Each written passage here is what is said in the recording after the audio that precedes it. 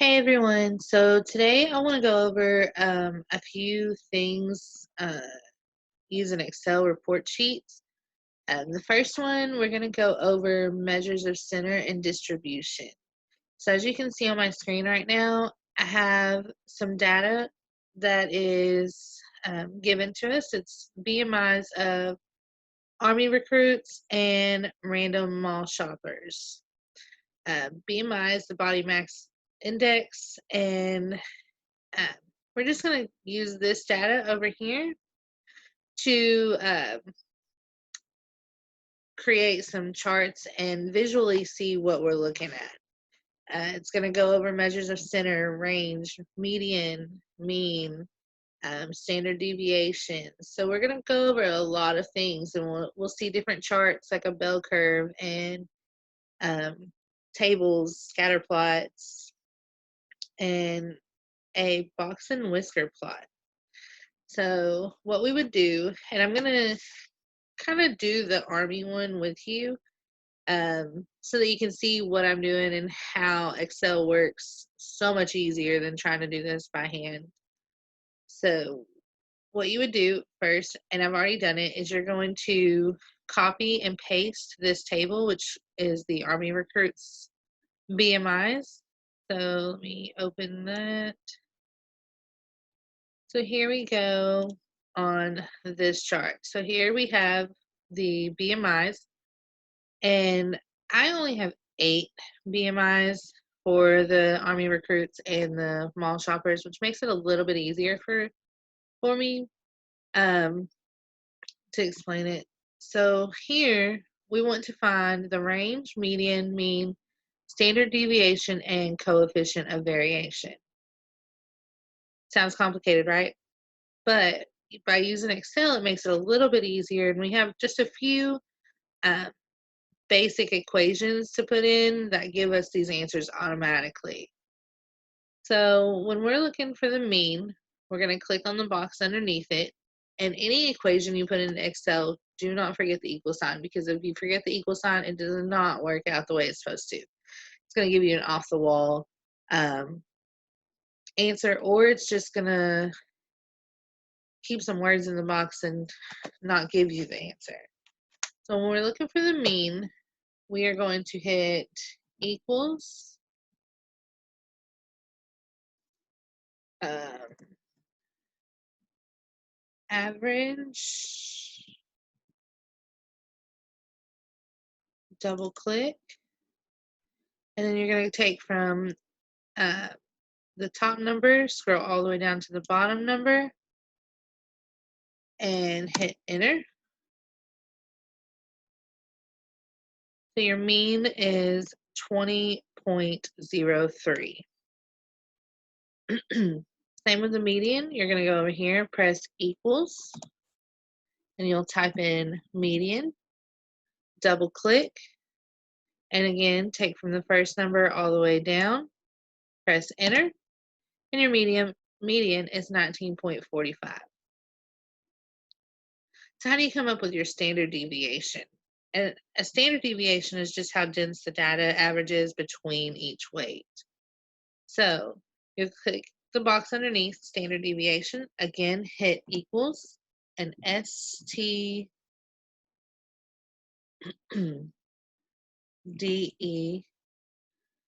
so you're going to do the STDEV, standard deviation by itself, double click it, and again you're going to take from the top number all the way to the bottom and press enter. So your standard deviation is 3.67, so about 4 points difference. And now we have your coefficient of variation. Your coefficient of variation is just your standard deviation divided by your mean. So you'll hit equals. You can click where you have your standard deviation and then divide it by your mean. Hit equals, and your coefficient of variation is about 0.18. Easy, right? The information just kind of pops. Like, yeah, you have to know the equations, but it's a whole lot easier than doing it all by hand and trying to figure it out.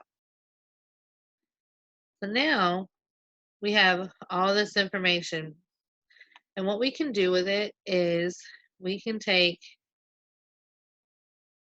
this information to the left and create a table. Make that bigger for you. So you have a scatter plot. And anytime you have a chart, you want to make sure that you have an axis title for everything. And in this one, we want a trend line. And I'm just going to go ahead and change this. You'll see in the next, when I pop up the mall shoppers, why I'm changing this to 80 to give us a little broader of a aspect to see. So here we have our scatter plot with our trend line. And you see that all of our data points are so close to this trend line. And that's just because with Army recruits, you're going to keep them all around about the same weight. Boot camps, training. When they look at somebody for the Army recruit, or as a recruit for the Army, they're looking at a specific body type, a specific weight to go by. And so they're all going to be close to the same weight. Now, your mall shoppers are going to be a little bit different. And like I said, I was just going to go over this one. We'll go ahead and open up that one so you can see both of them side by side. So here we have both of them side by side. And you have the Army recruits and you have the random mall shoppers. As you can tell with the random mall shoppers, the trend line is still here, but the data points aren't as close to the trend line as they are for the Army recruits.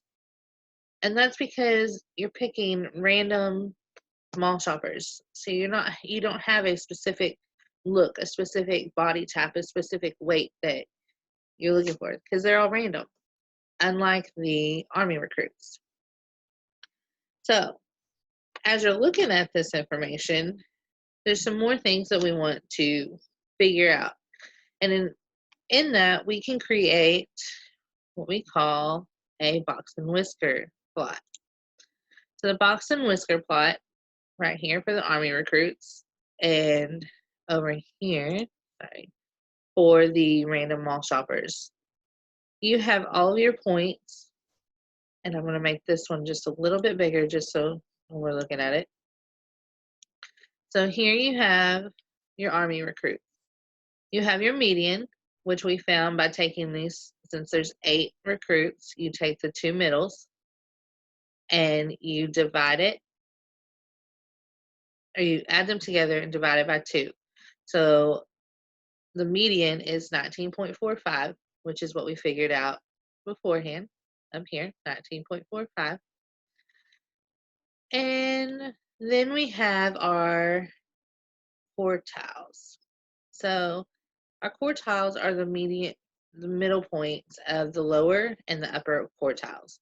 Since there's 8, we have our middles. So quartile 1 is 17.3, quartile 3 is 23.1. Now, what is that information exactly?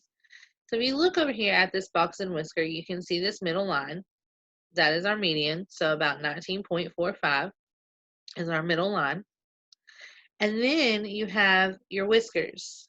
So this top whisker is about 23 or 25.7, which is our top number once we put the data into numeric order from largest to smallest. So our top whisker is the top number, 25.7. Our bottom whisker is the 14.1, which is our lowest BMI. Now the blue box, which is our box, of course, is where the quartiles come into play. So the top part of the box is going to be the 23.1, which is our upper quartile. and our lower quartile, which is 17.3. Just a different way of seeing the same information that we saw on the scatter plot up top.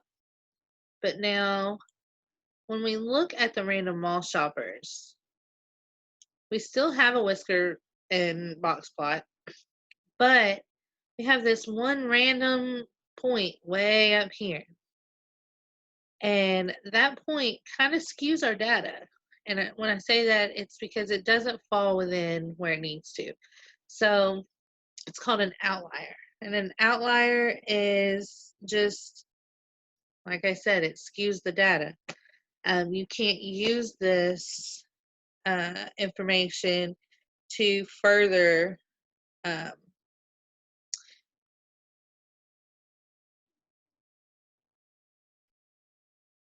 well,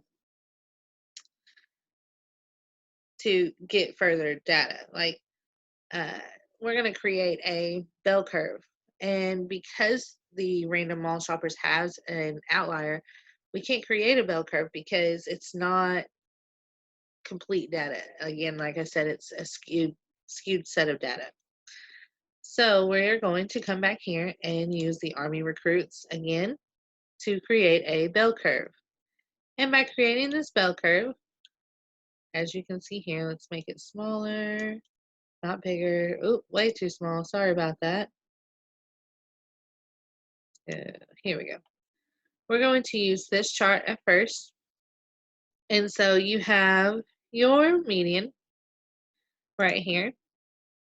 Again, it's 20.0. Now, we want to find the standard deviation. Again, how dense is the data average between each weight? So the first standard deviation to your right is just going to be your mean plus your standard deviation. So you have, we'll scroll back up here, 20.03 plus 3.67. And if you can see right here where the equation is, we have dollar signs around these letters. You want to know why?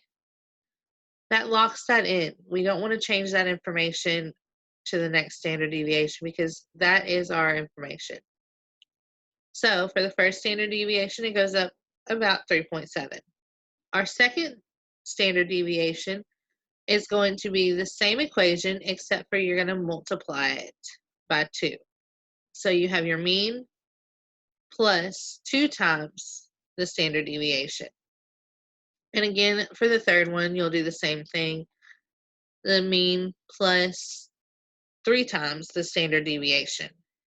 And just because we're doing a bell curve, just so you can see a little more, we're going to do a fourth standard deviation, but usually they don't do a fourth standard deviation. So now that you have the positive standard deviations, you also have to have the negative. So what you'll do is you'll take your mean over here, and instead of adding your standard deviation, you're going to subtract it. So the first standard deviation, you'll subtract 1. The second one, you will do minus 2 times the standard deviation. And the third one will be minus 3 times the standard deviation. Once we get all this information, then we can go up here and we can look at this bell curve. And this bell curve gives us, it's just more of a visual. Like I can look at this and see that 68.2% of the Army recruits landed within 12.7, no, 16.4 and 23.7 on their BMI scores. And then you have your 12.7 to your 27.4 is your second standard deviations. And then your 2.1% over here is your -3 standard deviation, and the 2.1% over here is your +3 standard deviation. So it just tells you where everybody falls. In order to find out a little bit more of this information, and you can go from the -4 standard deviation. You put 5.4, and we're going to go up by 2. So 5.4, 7.4, all the way up to 34.7, so 35.4. So all of these numbers are ranging within this bell curve. So next, what we want to look at is um, another set of BMIs, but we are looking at American women and men. So I'm going to pull up this document of where we're going to find this information. So here we're given some information to look through, and what we want to find is the mean and the standard deviation in wave 8 for men and for women. So right here in the results column, you'll see where it says mean BMI increased from 2.40 at wave 1 to 27.7 at wave 8 for women.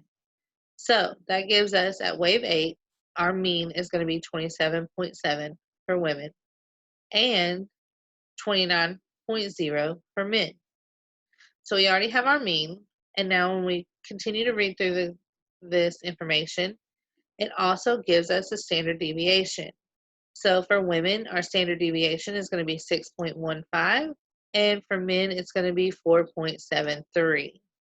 So we take this information and we are going to put it in a chart, a table. And so right here we have the women. We have the mean is 27.7, and the standard deviation is 6.15. So what do we do with this information? Nice to ask. So we are going to create another bell curve. Again, that is using the mean, which is 27.7, and our standard deviations. So add 1, multiply, add times 2, add times 3, add times 4, subtract by 1, subtract 2 times, subtract 3 times, subtract 4 times. Once we get this information down here, we're going to take it and make a chart. So again, 3.1 is where we're going to start, and we're going to go up by 1. So we're going to go from 3.1 to 52.3. That is a lot of data to get, right? Good thing we have Excel. Because if you look at these numbers right here, that would be a lot of math to try and figure out. So once we have our X factor here, then we are going to take the normal distribution, and you're going to take the normal distribution with the X value, so 3.1, your mean, your standard deviation, and always put false. Okay, so you want to know what I'm talking about. We'll just do it right here. So I have 3.1, and I'm going to take here, I'm going to type in normal. I'm going to type in equals normal distribution, double click it, and it tells me what I need: mean, standard deviation, and cumulative. So my X factor, again, is the 3.1. My mean is over here, the 27.7.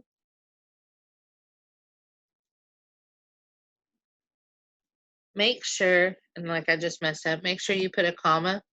So you hit your X data. So I put the comma. Now we're going to go over here and hit the mean and hit comma.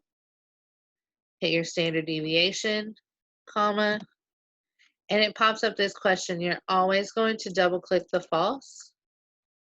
Come over here, close your parenthesis, and press enter. So that gives us the normal distribution of 3.1. Now, as you can see, I've already done all the other ones.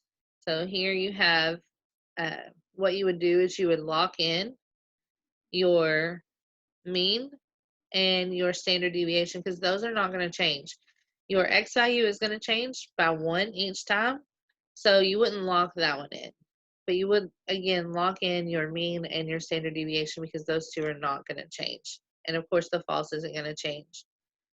So now we have all this information, and that is what we use to make our bell curve over here. And we want a z-score. Wait, 1 second. What is a z-score, you ask? So the z-score is just, honestly, it's a whole lot of information.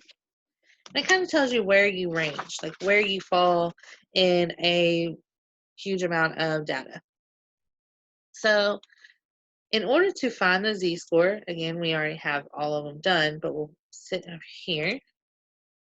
And your equation for a z-score is your x value minus your mean divided by your standard deviation. So here you would put equals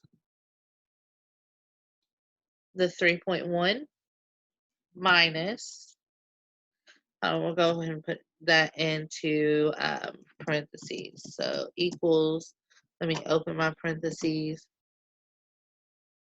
my x factor, or my x minus my mean, close the parenthesis, divided by my standard deviation, and hit enter.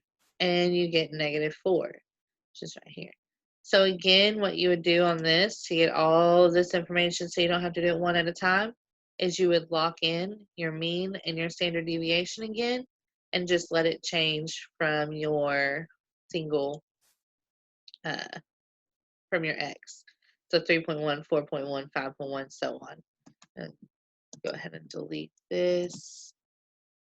All right, so now, since we have all of that information, we have our bell curve and we can see where everything falls. You know, again, the 34.1%, so 68.2% is the medium. Then you have 13.6% and 2.1%.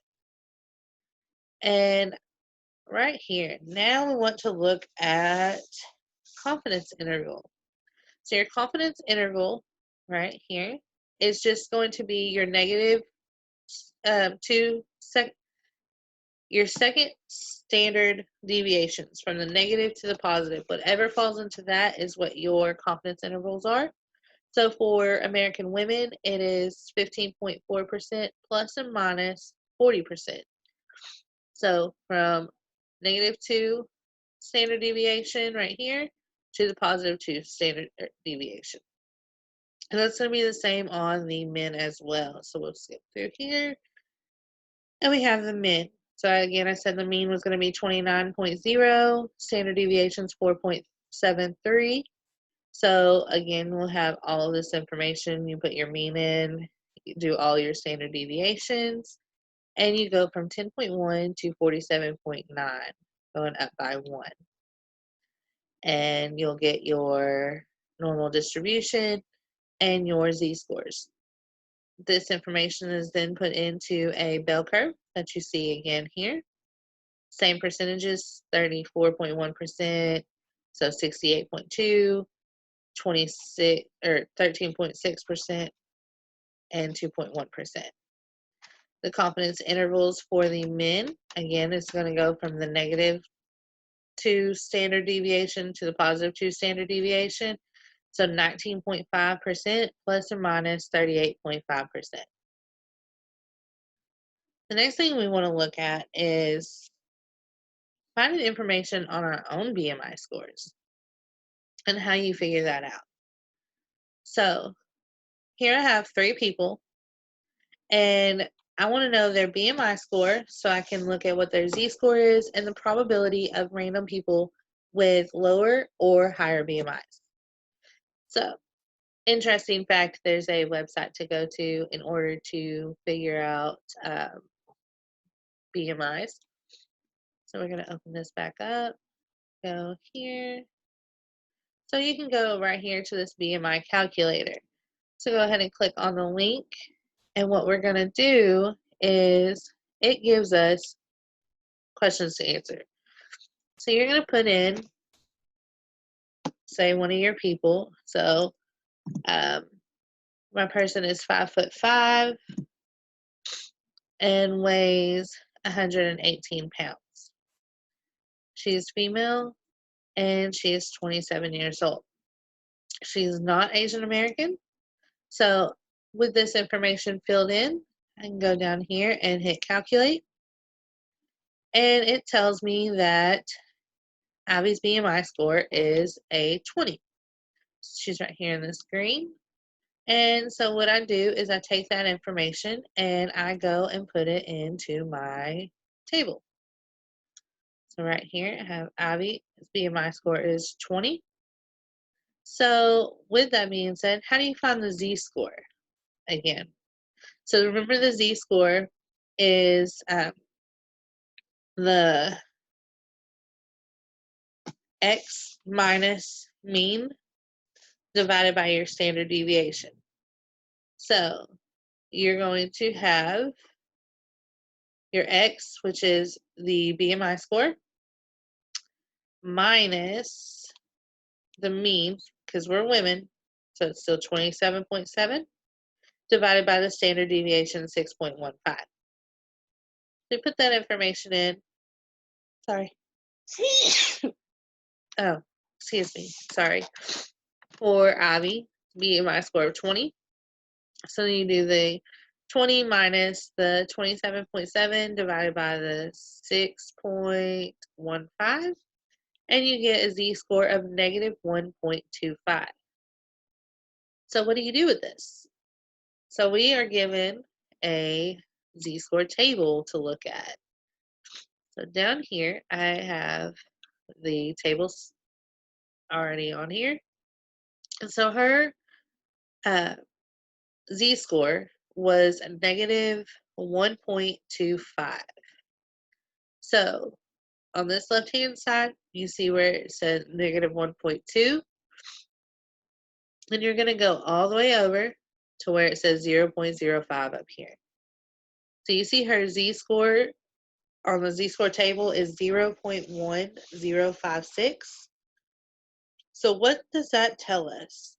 That tells us up here, you can see, that 10.6% of random people have a lower BMI than she does, and 89.4 have a higher BMI than she does. So that's what a Z-table tells us. It pretty much lets us know where we stand in a bunch of data. And it's easy to find. It's not, calculating different things to figure it out. So based off of research that I have done as well, we live in Arkansas. So as of 2018, the probability of having a good BMI score is actually 60%. Because for the ages of 26 to 44, about 40% are obese. So if you only have 40% that's obese, you have 60% that range well in their BMI score. So it's actually pretty good based off of the other information that I had seen of different states and everything. So what you just have to remember is without the mean or standard deviation, you're really not going to find the information that you need. They coincide together. You need each one of them to figure out the Z-score and the confidence intervals and all that. One last thing when you're looking at this bell chart. Ivy is purple, so she lands right here, like I said, about a 20 on the BMI scale. April is a 22, so she still falls within the 68.2%. And Heather over here is a 38, so she is not as well off as the other two, but you can see where they fall, and it's a little bit better as a visual than just a bunch of numbers that you're staring at. So I really do hope that I was able to maybe help explain a little bit more on center of variation, measures of center of distribution. And until next time, Thanks.